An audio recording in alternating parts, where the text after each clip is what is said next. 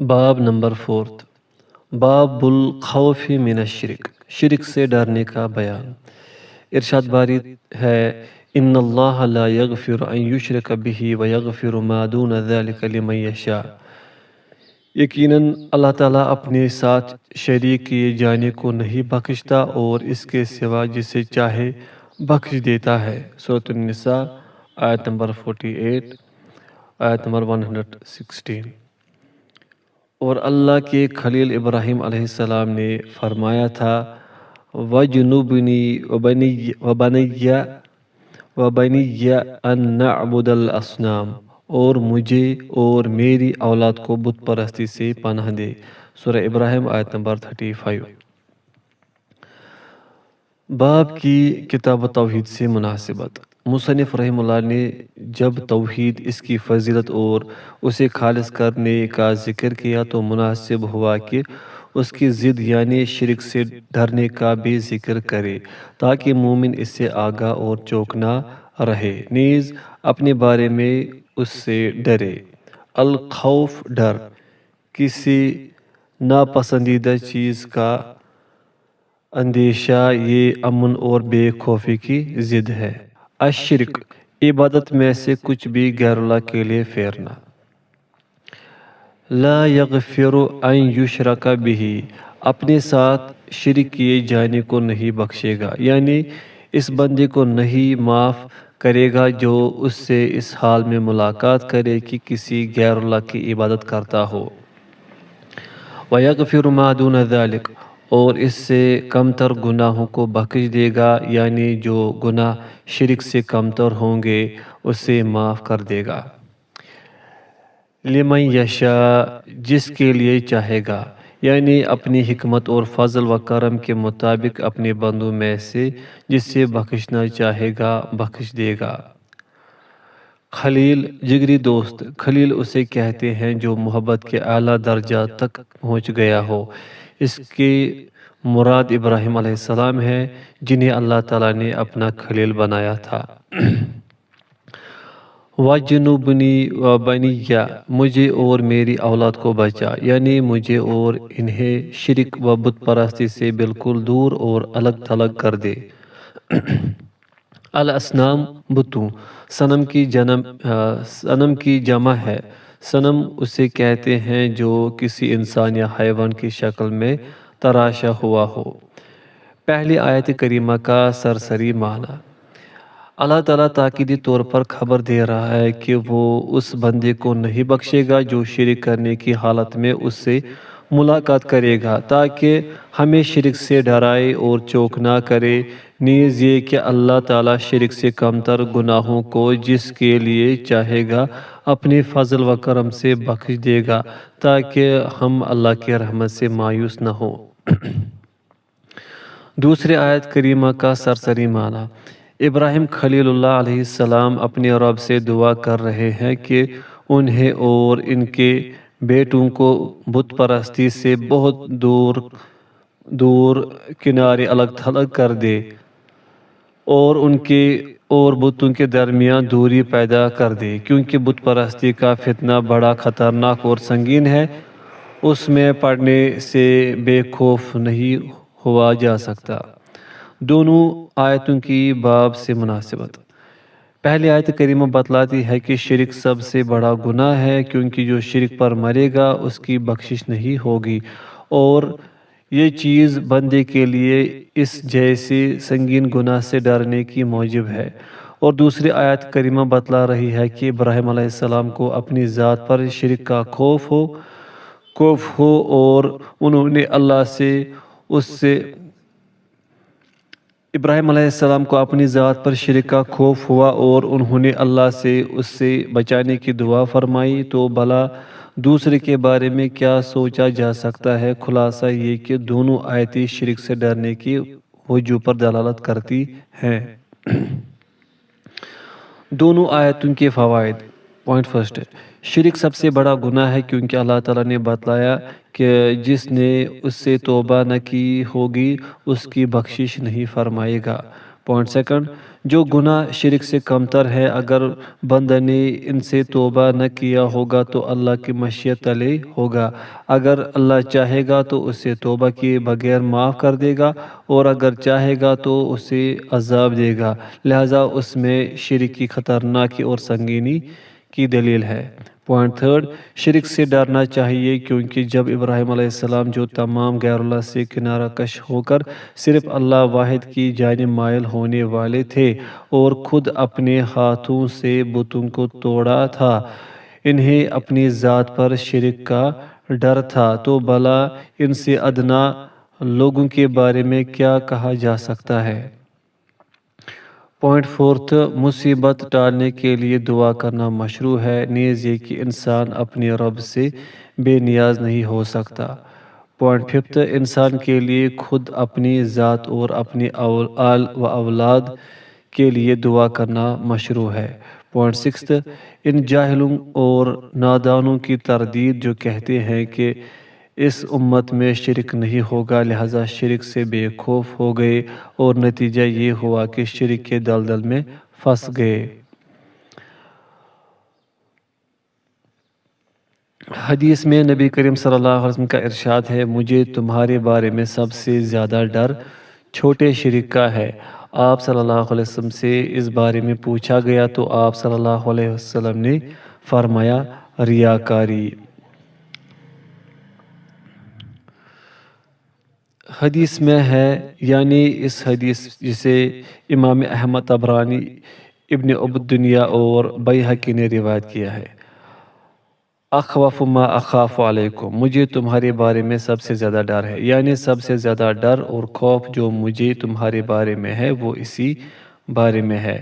الریا، ریاکاری، یعنی عبادت کو اس ارادہ سے ظاہر کرنا کہ لوگ اسے دیکھیں پھر اس پر اس کی تعریف کریں۔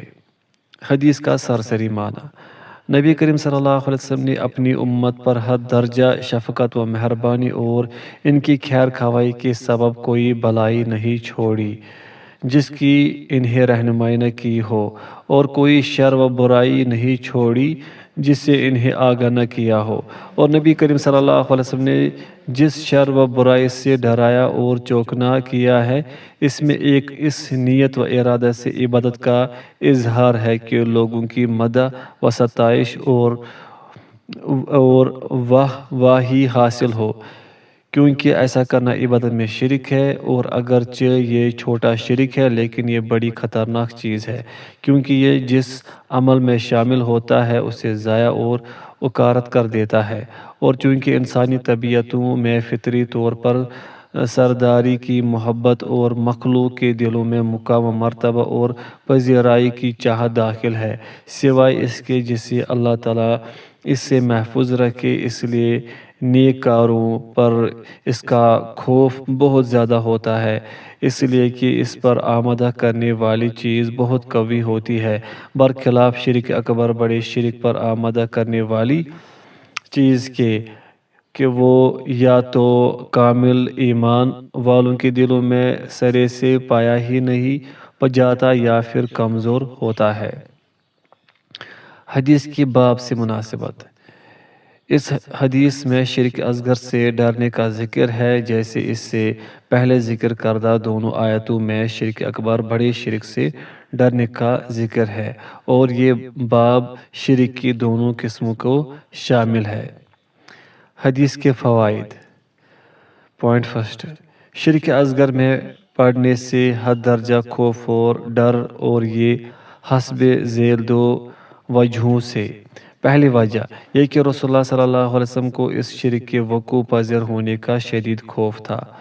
دوسری وجہ یہ کہ رسول اللہ صلی اللہ علیہ وسلم کو کامل نیک کاروں میں اس شرک کے وقوع پذیر ہونے کا شدید خوف تھا، تو جو ان سے کمتر ہے ان کے بارے میں بدرجہ اولیٰ خوف ہوگا۔ پوائنٹ سیکنڈ، نبی کریم صلی اللہ علیہ وسلم کی اپنی امت پر حد درجہ شفقت و مہربانی، ان کی ہدایت کی تڑپ اور ان کی خیر خواہی۔ پوائنٹ تھرڈ، شرک کی دو قسمیں ہیں، شرک اکبر اور شرک اصغر، اور شرک اکبر یہ ہے کہ غیر اللہ کو اللہ کی خصوصیات میں اس کے برابر قرار دیا جائے، اور شرک اصغر وہ ہے جس کے بارے میں نصوص میں آیا ہے کہ وہ شرک ہے، مگر وہ شرک اکبر کی حد تک نہیں پہنچتا، اور دونوں میں حسب ذیل فروق ہے۔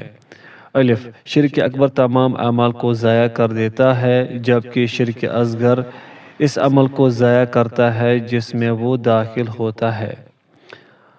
با، شرک اکبر اپنی مرتکب کو ہمیشہ ہمیشہ کے لیے جہنم رسید کر دیتا ہے، جبکہ شرک اصغر ہمیشہ ہمیشہ جہنم رسید کرنے کا موجب نہیں ہوتا۔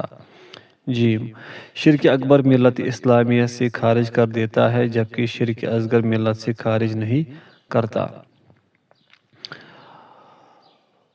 عبداللہ بن مسعود رضی اللہ عنہ سے مروی ہے کہ رسول اللہ صلی اللہ علیہ وسلم نے فرمایا، جس کی موت اس حال میں آئے کہ وہ اللہ کے سوا کسی شریک کو پکارتا ہو تو وہ جہنم میں داخل ہوگا۔ اسے امام بخاری نے روایت کیا ہے۔ حاشیہ، اور میں کہتا ہوں جس کی موت اس حال میں آئے کہ وہ اللہ کے سوا کسی شریک کو نہ پکارتا ہو تو وہ جنت میں داخل ہوگا۔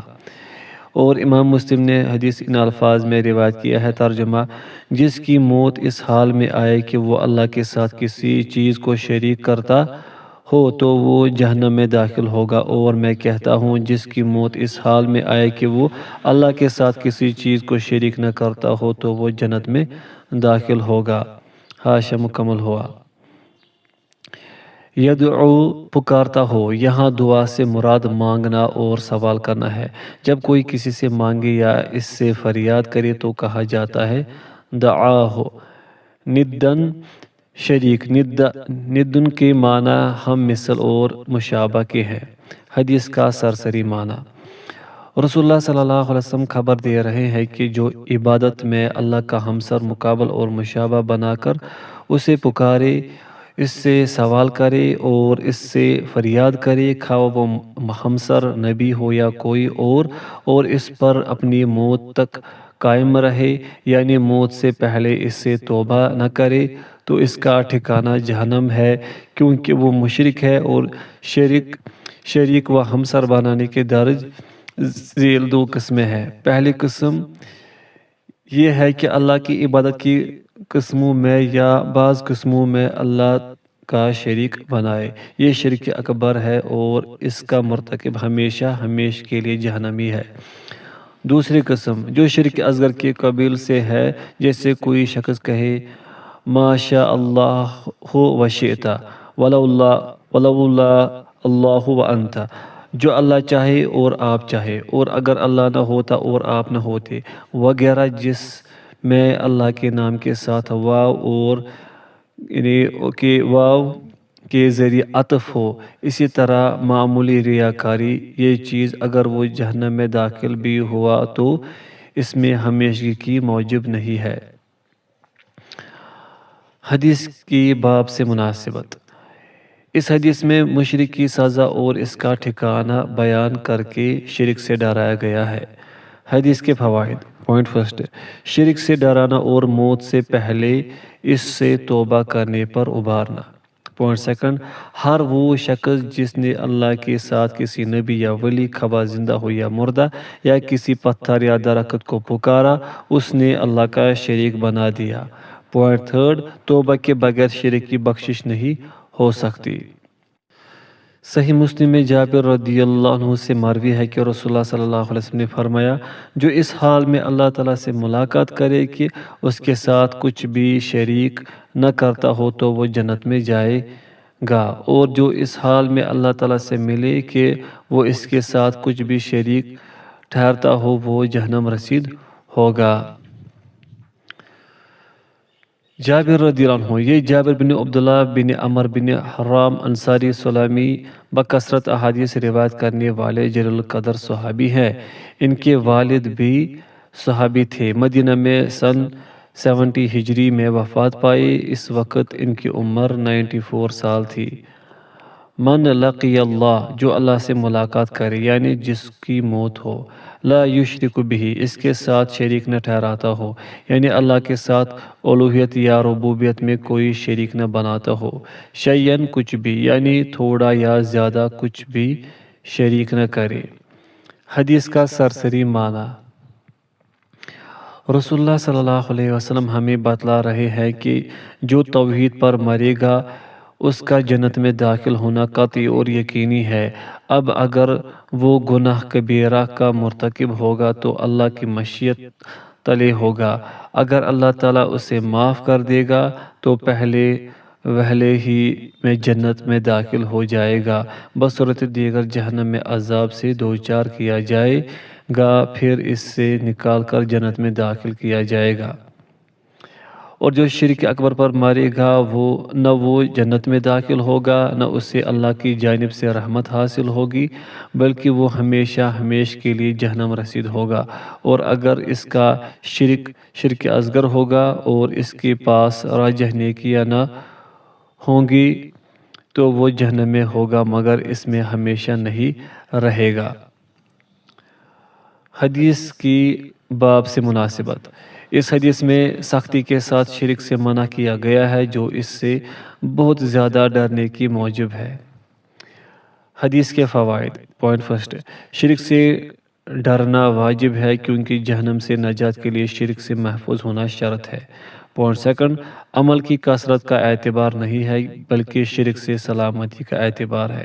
پوائنٹ تھرڈ، لا الہ الا اللہ کے معنی کی وضاحت کہ اس کا معنی شرک چھوڑنا اور تنہا اللہ کی عبادت کرنا ہے۔ پوائنٹ فورتھ، جنت اور جہنم بندے سے قریب ہے بائیں طور کے بندے اور ان دونوں کے درمیان صرف موت کا فاصلہ ہے۔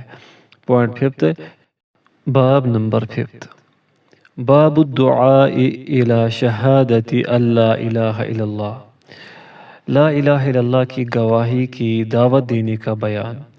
ارشاد باری تعالیٰ ہے: قل هذه سبیلی ادعو الی اللہ علی بصیرۃ انا ومن اتبعنی وسبحان اللہ وما انا من المشرکین۔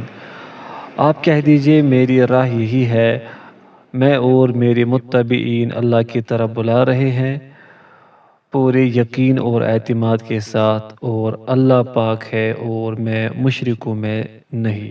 سورہ یوسف آیت نمبر 108۔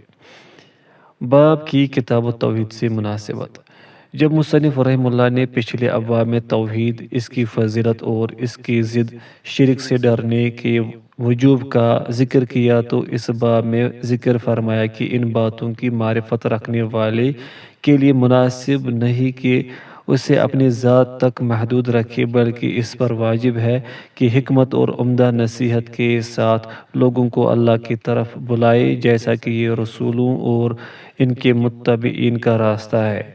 الدعاء، دعوت، لوگوں کو بلانا، الی شہادت اللہ الہ الا اللہ، لا الہ الا اللہ کی گواہی کی طرف، یعنی اللہ کی توحید، اس پر ایمان اور اس کے رسولوں کی لائی ہوئی باتوں کی طرف بلانا جو اس گواہی کا معنی ہے۔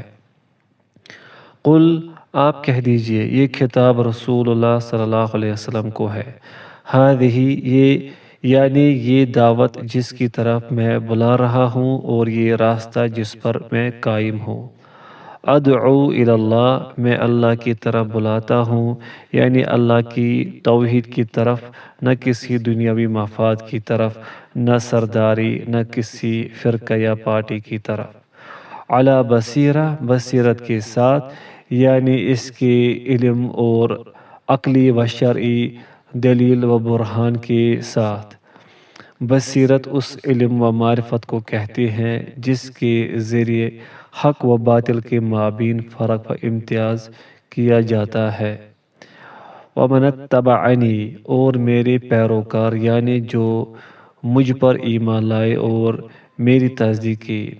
اس میں دو احتمال ہے۔ پوائنٹ فرسٹ، یہ کہ یہ ادعو میں پوشیدہ ضمیر مرفوع پر عطف ہو، اس صورت میں معنی ہوگا میں علم و بصیرت کے ساتھ اللہ کی طرف بلاتا ہوں، اسی طرح میرے متبعین بھی علم و بصیرت کے ساتھ بلاتے ہیں۔ پوائنٹ سیکنڈ، یہ کہ ضمیر منفصل انا پر عطف ہو اور اس صورت میں معنی ہوگا میں اور میرے پیروکار ان علم و بصیرت پر ہے۔ حقیقت یہ ہے کہ عطف دونوں معانی کو شامل ہے، چنانچہ آپ صلی اللہ علیہ وسلم کے پیروکار علم و بصیرت والے اللہ کی طرف بلانے والے ہیں۔ وسبحان اللہ، اللہ کی ذات پاک ہے، یعنی میں اس بات سے اللہ کی پاکی بیان کرتا ہوں اور اسے بے عیب قرار دیتا ہوں کہ اس کی بادشاہت میں اس کا کوئی شریک ہو یا اس کے سوا کوئی معبود برحق ہو۔ آیت کریمہ کا سرسری معنی: اللہ تعالیٰ اپنے رسول صلی اللہ علیہ وسلم کو حکم دے رہا ہے کہ لوگوں کو اپنی سنت اور طریقہ بتلا دے کہ وہ علم، یقین اور دلیل کے ساتھ اس بات کی گواہی کی دعوت ہے کہ اللہ کے سوا کوئی معبود برحق نہیں، اور آپ صلی اللہ علیہ وسلم کا سچا پیروکار بھی علم، یقین اور دلیل و برہان کے ساتھ اسی بات کی دعوت دیتا ہے جس کی آپ دیتے ہیں۔ نیز آپ صلی اللہ علیہ وسلم اور آپ کے پیروکار ان اللہ تعالیٰ کو اس کی بادشاہت میں ساجی و شریک سے، اسی طرح اس کی عبادت میں شریک سے منزہ و مبرہ قرار دیتے ہیں، اور اس کے ساتھ شرک کرنے والوں سے اظہار بیزاری کرتے ہیں، خواہ کوئی سب سے زیادہ قریبی ہی کیوں نہ ہو۔ آیت کریمہ کی باب سے مناسبت: اللہ تعالیٰ نے اس آیت میں رسول اللہ صلی اللہ علیہ وسلم اور آپ کے پیروکاروں کا طریقہ لا الہ الا اللہ کی گواہی کی دعوت دینا ذکر کیا ہے، بشرطے کہ وہ جس بات کی دعوت دے رہے ہیں انہیں اس کا علم ہو، لہٰذا اس میں لا الہ الا اللہ کی گواہی کی دعوت دینے کی وجوب کا بیان ہے جو اس باب کا موضوع ہے۔ آیت کریمہ کے فوائد: پوائنٹ فرسٹ، لا الہ الا اللہ کی گواہی کی دعوت دینا ہی رسول اللہ صلی اللہ علیہ وسلم اور آپ کے پیروکاروں کا راستہ ہے۔ پوائنٹ سیکنڈ، داعی پر واجب ہے کہ وہ جس چیز کی دعوت دے اسے اس کا علم ہو، اور جس چیز سے منع کرے اسے اس کا علم ہو۔ پوائنٹ تھرڈ، دعوت اللہ میں اخلاص پر تنبیہ کی جا رہی ہے کہ اللہ کی رضا جوئی کے سوا داعی کا کوئی اور مقصد نہ ہو، چنانچہ اس سے مال و دولت یا سرداری یا لوگوں کی مدح و ستائش کے حصول کی نیت نہ ہو، نہ کسی فرقہ، پارٹی یا مذہب و مشرب کی طرف بلانا مقصود ہو۔ پوائنٹ فورتھ، بصیرت فرض ہے کیونکہ نبی کریم صلی اللہ علیہ وسلم کی اتباع واجب ہے، اور آپ کی سچی اتباع بصیرت کے ساتھ ہی ہو سکتی ہے، اور بصیرت علم و یقین کا نام ہے۔ پوائنٹ ففتھ، توحید کا حسن و جمال کیونکہ توحید اللہ تعالیٰ کو عیوب و نقائص سے پاک کرنے کا نام ہے۔ پوائنٹ سکستھ، شرک کی قباحت و برائی کیونکہ وہ اللہ تعالیٰ کو گالی دینا اور اس سے برا بھلا کہنا ہے۔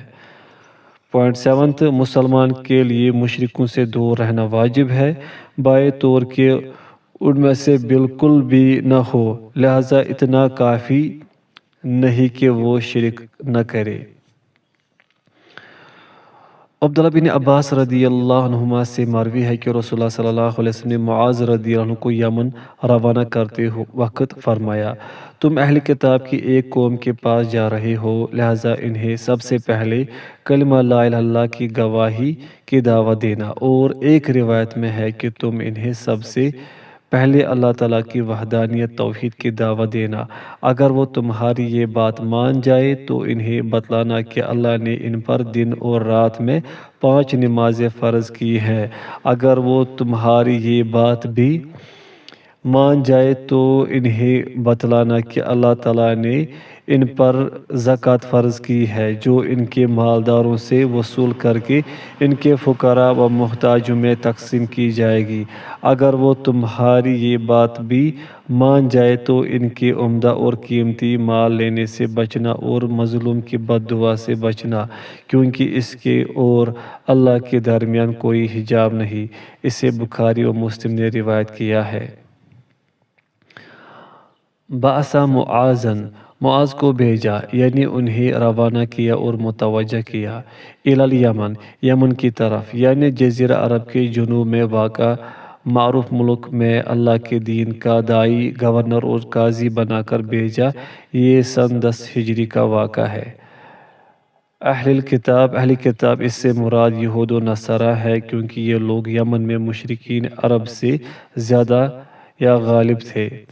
شہادت گواہی، اس پر رفع بھی درست ہے بائے طور کہ اسے یکن کا اسم مؤخر مانا جائے اور اول اس کی خبر مقدم ہو، اور اس کے برعکس بھی جائز ہے۔ وفی روایہ، اور ایک دوسری روایت میں ہے، یعنی صحیح بخاری کی حدیث نمبر 7372 میں، اطاعوک لذالک، وہ تمہاری یہ بات مان لے، یعنی توحید کی گواہی دے دے، تمہاری دعوت تسلیم کر لے اور اللہ کے سوا پرستش کی جانے والی چیزوں کا کفر کرے۔ افترض علیہم، یعنی ان پر واجب اور لازم کر دیا ہے۔ اطاعوک لذالک، وہ تمہاری یہ بات مان لے، یعنی صلاۃ کی فرضیت پر ایمان لے آئے اور اسے قائم کرے۔ افترض علیہم صدقہ، ان پر صدقہ فرض کیا ہے، یعنی ان پر زکوٰۃ فرض کی ہے۔ ایاکا، خبردار، یہ ڈرانے اور آگاہ کرنے کا لفظ ہے۔ وقرائم، عمدہ معیار والے، تحذیر کی بنا پر منصوب ہے۔ یہ کریمہ کی جمع ہے، اس کے معنی عمدہ اور نفیس مال کے ہیں۔ اتقی دعوت المظلوم، مظلوم کی بد دعا سے بچو، یعنی اس سے ڈرو اور عدل و انصاف انجام دے کر اور ظلم سے باز رہ کر اپنی ذات اور بد دعا کے درمیان آڑ حائل کر لو۔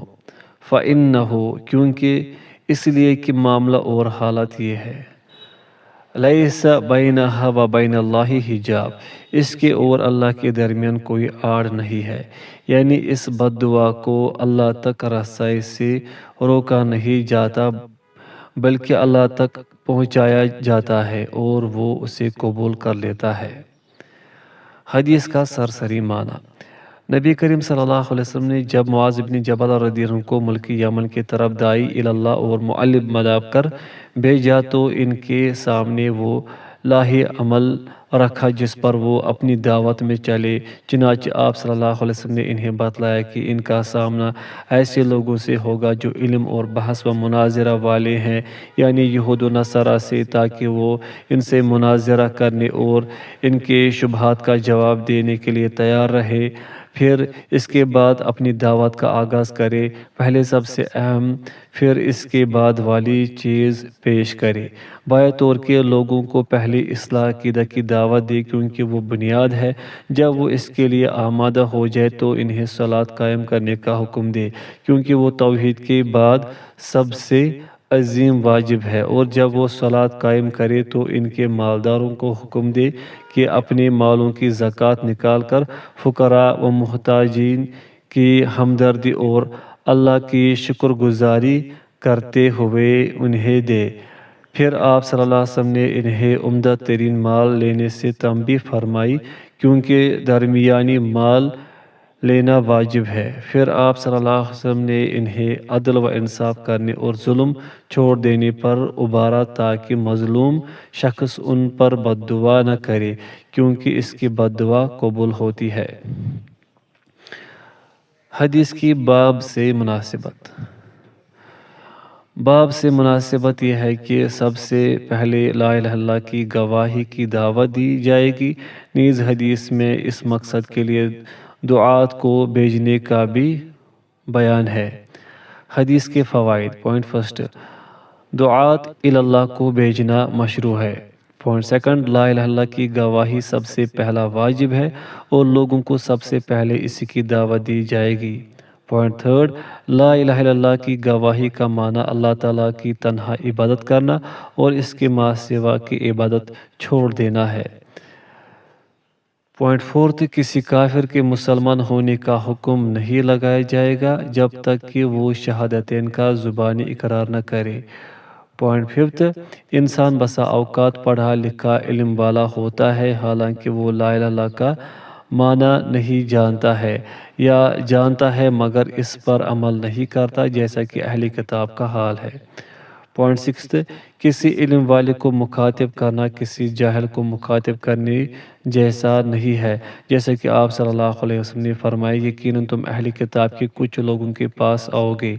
پوائنٹ سیونتھ، اس بات کی یاد دہانی کہ انسان خصوصاً ایک داعی کو اپنے دین کی بابت علم و بصیرت پر رہنا چاہیے تاکہ طلب علم کے سبب وہ شبہات پیدا کرنے والوں کے شبہات سے چھٹکارا پالے۔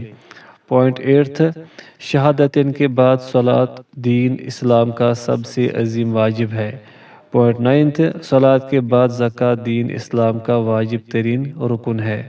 پوائنٹ ٹینتھ، زکوٰۃ کے مصارف میں سے ایک مصرف فقراء کا ذکر اور اس پر اکتفا کرنے کا جواز۔ پوائنٹ الیونتھ، زکوٰۃ عمدہ ترین مال سے اخذ کرنا جائز نہیں سوائے اس کے مالک کی رضامندی سے۔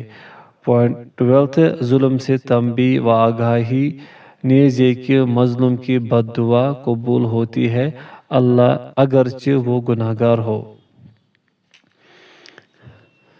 صحیح بخاری و مسلم ہی میں سہل بن سعد رضی اللہ عنہ سے مروی ہے کہ رسول اللہ صلی اللہ علیہ وسلم نے خیبر کے روز فرمایا، کل میں ایک ایسے شخص کو جھنڈا دوں گا جو اللہ اور اس کے رسول صلی اللہ علیہ وسلم سے محبت رکھتا ہے اور اللہ اور اس کے رسول صلی اللہ علیہ وسلم اس سے محبت رکھتے ہیں۔ اللہ تعالیٰ اس کے ہاتھوں پر فتح عطا فرمائے گا۔ چنانچہ صحابہ رضی اللہ عنہم رات بھر قیاس آرایا کرتے رہے کہ جھنڈا کسے دیا جا سکتا ہے۔ صبح ہوئی تو تمام صحابہ کرام رسول اللہ صلی اللہ علیہ وسلم کی خدمت میں حاضر ہوئے۔ ہر ایک کو امید تھی کہ وہ پرچم اس سے ہی ملے گا۔ آپ صلی اللہ علیہ وسلم نے پوچھا، علی بن ابی طالب کہاں ہے؟ بتایا گیا کہ ان کی آنکھیں دکھ رہی ہیں۔ صحابہ رضی اللہ عنہم نے علی رضی اللہ عنہ کو بلوایا۔ رسول اللہ صلی اللہ علیہ وسلم نے ان کی آنکھوں میں اپنا لعاب مبارک لگایا اور دعا فرمائی، جس سے علی رضی اللہ عنہ ایسے ٹھیک ہو گئے گویا انہیں کوئی تکلیف ہی نہ تھی۔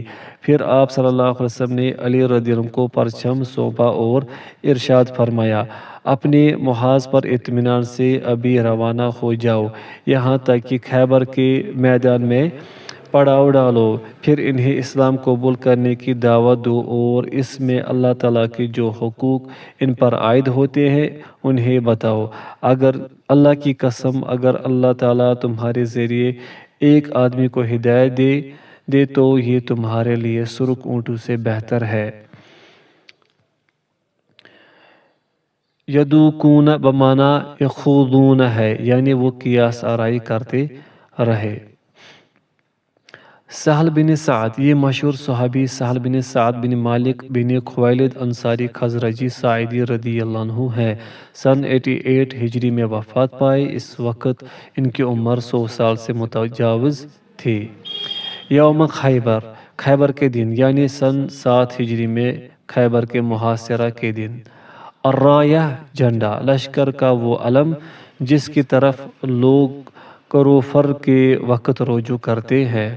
یفتح اللہ علی یدیہ، اللہ تعالیٰ ان کے ہاتھ پر فتح دے گا۔ یہ خوشخبری کے طور پر فتح و کامرانی کی پیشن گوئی ہے۔ لیلتہم، رات بھر، ظرفیت کے سبب منصوب ہے۔ ایہم، ان میں سے کون، ایو پر پیش کے ساتھ کیونکہ یہ اضافت اور آغاز صلہ کے حذف ہونے کے سبب مبنی ہے۔ علی بن ابی طالب، یہ رسول اللہ صلی اللہ علیہ وسلم کے چچا زاد، آپ کی دختر فاطمہ رضی اللہ عنہا کے شوہر، آپ صلی اللہ علیہ وسلم کے چوتھے خلیفہ، بالکل پہلے اسلام لانے والوں میں سے اور دخول جنت کے بشارت سے سرفراز مند 10 صحابہ کرام رضی اللہ عنہم میں سے ہیں۔ سن 40 ہجری میں جام شہادت نوش کیا۔ یشتکی عینیہ، ان کی دونوں آنکھوں میں درد ہے، یعنی آشوب کے سبب دونوں آنکھوں کے درد سے دوچار ہیں۔ فبرأ، تو وہ ٹھیک ہو گئے۔ برأ، را پر فتح کے ساتھ ضربہ کے وزن پر علمہ کے وزن پر را کی کسرت کے ساتھ بھی پڑھا جا سکتا ہے، یعنی پوری طرح شفا یاب ہو گئے۔ فَأَعْطَاهُ الرَّایَةَ یعنی جھنڈا ان کے سپرد کر دیا۔ انفذ اپنے محاذ کے لیے نکل جاؤ۔ عَلَى رِسْلِكَ یعنی جلد بازی کے بغیر نرمی اور اطمینان کے ساتھ۔ بِسَاحَتِهِمْ ان کی سرزمین کے آنگن میں اور ان کے قلعوں کے قریبی جگہوں پر۔ اِلَى الاسلام اسلام توحید عبادت اطاعت کے ذریعے اس کی تابعداری اور شرک میں مشرکین سے بچ کر اللہ تعالیٰ کے لیے سر تسلیم خم کرنے کا نام ہے۔ وَأَخْبِرْهُمْ اِلَى آخِرِهِ یعنی اگر وہ تمہارے پیش کردہ اسلام یعنی توحید کی دعوت قبول کر لے تو اس کے بعد تم انہیں اسلام لانے کے بعد ان پر اللہ کی جانب سے واجب ہونے والے حقوق مثلاً صلاۃ، زکوٰۃ، صیام اور حج وغیرہ بتاؤ۔ لِأَنْ يَهْدِيَ اللَّهُ یہ بتاویل مصدر مبتدا ہے، اس کی خبر خیر لک ہے۔ حمر النعم یعنی سرخ اونٹ جو عربوں کی نہایت عمدہ اور قیمتی دولت ہے۔ حدیث کا سرسری معنی۔ نبی کریم صلی اللہ علیہ وسلم نے صحابہ رضی اللہ عنہم کو خوشخبری دی کہ کل ایک ایسے شخص کے ہاتھ پر مسلمانوں کو یہودیوں پر فتح و نصرت حاصل ہوگی جس سے بہت بڑی فضیلت اور اللہ اور اس کے رسول صلی اللہ علیہ وسلم کی محبت و ولایت کا شرف حاصل ہے۔ یہ سن کر صحابہ رضی اللہ عنہم اس کی چاہت کرنے لگے، ہر شخص کی خواہش ہونے لگی کہ وہ فضیلت اسی کو حاصل ہو، کیونکہ وہ خیر و بلائی کے بڑے حریص تھے۔ چنانچہ جب سبھی لوگ وقت مقررہ پر پہنچ گئے تو آپ صلی اللہ علیہ وسلم نے علی رضی اللہ عنہ کو بلوایا اور اتفاق ایسا ہوا کہ وہ آشوب چشم کی تکلیف کے سبب حاضر نہ تھے۔ پھر حاضر ہوئے اور آپ صلی اللہ علیہ وسلم نے ان کی آنکھوں میں اپنا لعاب مبارک لگایا جس کے سبب تکلیف بالکل یہ جاتی رہی جس سے وہ محسوس کر رہے تھے، اور آپ صلی اللہ علیہ وسلم نے انہیں لشکر کی قیادت سونپی اور انہیں اطمینان کے ساتھ اپنے محاذ پر نکل جانے کا حکم دیا، یہاں تک کہ دشمن کے قلعہ کے قریب پہنچ جائے اور ان سے اسلام میں داخل ہونے کا مطالبہ کرے۔ اگر وہ مان لے، اسلام قبول کر لے تو انہیں مسلمان پر واجب ہونے والے فرائض سے واقف کرائے۔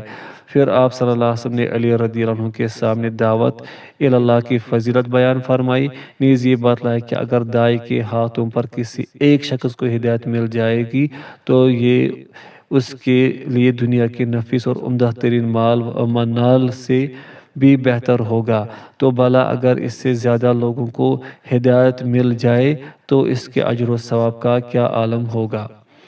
حدیث کی باب سے مناسبت۔ اس حدیث میں اسلام کی دعوت دینے کی مشروعیت کا بیان ہے جو لا الہ الا اللہ کی گواہی کا معنی ہے، نیز اس میں دعوت توحید کی فضیلت کا بیان ہے۔ حدیث کے فوائد۔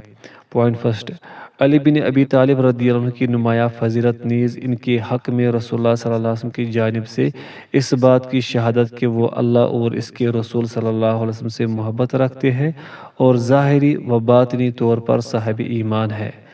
پوائنٹ سیکنڈ، اس بات کا اس بات کہ اللہ تعالیٰ اپنی اولیاء اور محبوبوں سے اپنے جلال و عظمت کے شایان نشان محبت کرتا ہے، جیسے اللہ تعالیٰ کی دیگر پاکیزہ صفات اس کے شایان نشان ثابت ہیں۔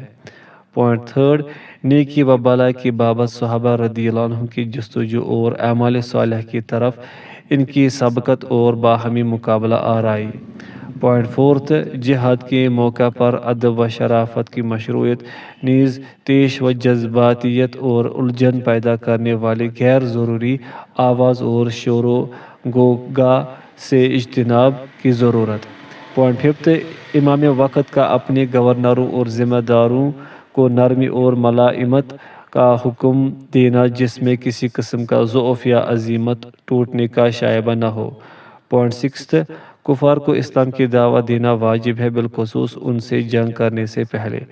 پوائنٹ سیونتھ، کافروں میں سے جو شخص اسلام کی دعوت قبول کرنے سے باز رہے اس سے قتال کرنا واجب ہے۔ پوائنٹ 8 دعوت تدریجی طور پر بستہ بستہ دی جائے گی، چنانچہ پہلے کافر سے شہادتین کا زبانی اقرار کر کے اسلام میں داخل ہونے کا مطالبہ کیا جائے گا، پھر اس کے بعد اسے اسلام کے فرائض کا حکم دیا جائے گا۔ پوائنٹ 9 اسلام کی دعوت کی فضیلت اور اس میں داعی اور مدعو کے لیے موجود خیر و بلائی کا بیان، چنانچہ مدعو ہدایت یافتہ ہو سکتا ہے اور داعی بڑے اجر و ثواب سے ہمکنار ہوتا ہے، واللہ عالم۔ پوائنٹ 10 رسول اللہ صلی اللہ علیہ وسلم کی نبوت کے دلائل میں سے ایک دلیل کا بیان، بائے طور کہ آپ صلی اللہ علیہ وسلم نے جنگ سے پہلے فتح و نصرت کی بشارت دی، نیز آپ کے لعاب دہن سے تکلیف جاتی رہی۔ پوائنٹ 11 قضا اور قدر پر ایمان، کیونکہ جنگ کا جھنڈا اسے ملا جس نے کوشش ہی نہ کی اور جنہوں نے کوشش کی انہیں نہیں ملا۔ پوائنٹ 12 اسلام کا نام رکھ لینا کافی نہیں ہے، بلکہ